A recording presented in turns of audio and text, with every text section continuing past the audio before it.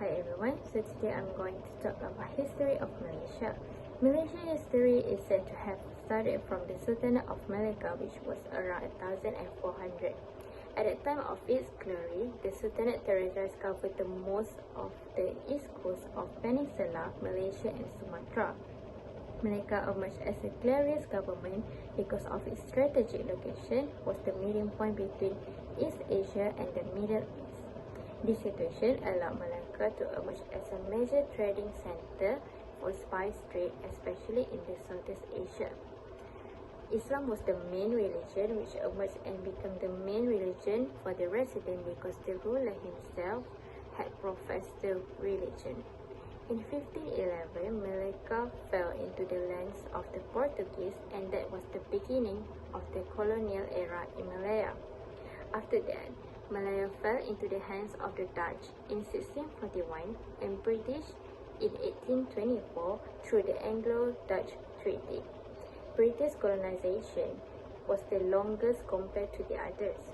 The British had integrated all the Malay administration, which was previously managed by the Malay rulers with the help of state dignitaries.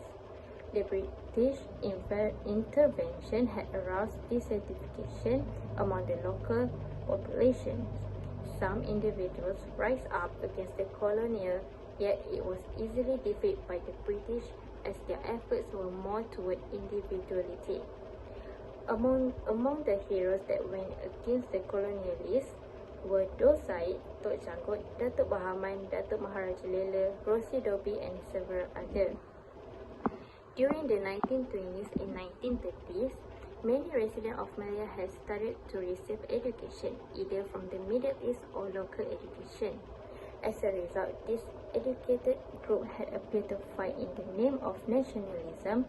They used media such as newspaper and magazines to spread their ideology.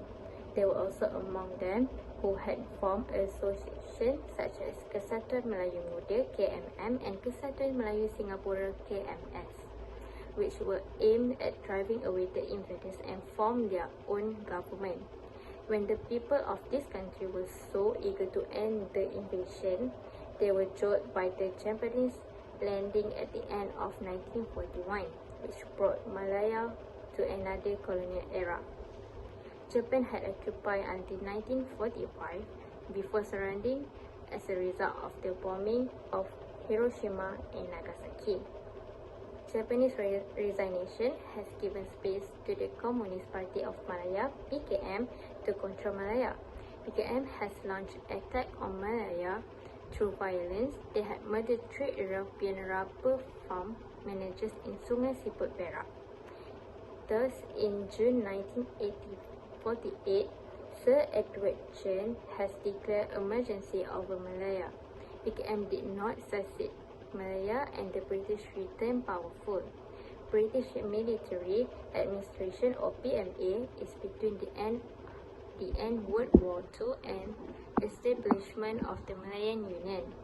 On 1st April 1946, the British established the Malayan Union. However, this idea got a fight from the Malays for abolishing the royal institution and the Malays' privilege.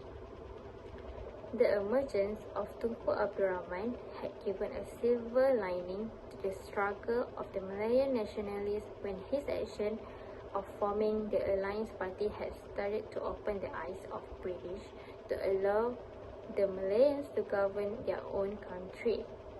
The unity between the three major ethnic groups, namely Malays, Chinese, and Indians, led the London Agreement that was signed on 8 February 1956 and had given signs that Malaya will achieve independence on 31st August 1957. Upon returning Tunku Abdul Rahman Al-Hajj from London, Tunku has made a declaration independence of Malaya in Padang Bandar Hilir, Melaka on 20 February 1956.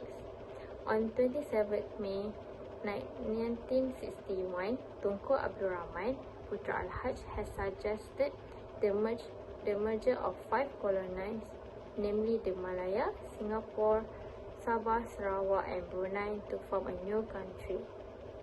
On 9 July 1963, representatives of the British government, Malaya, Sabah, Sarawak and Singapore, except Brunei, cause the matter cannot be avoided. The desire for forming a state called Malaysia is achieved on 16 September 1963. That's all for me. Thank you very much.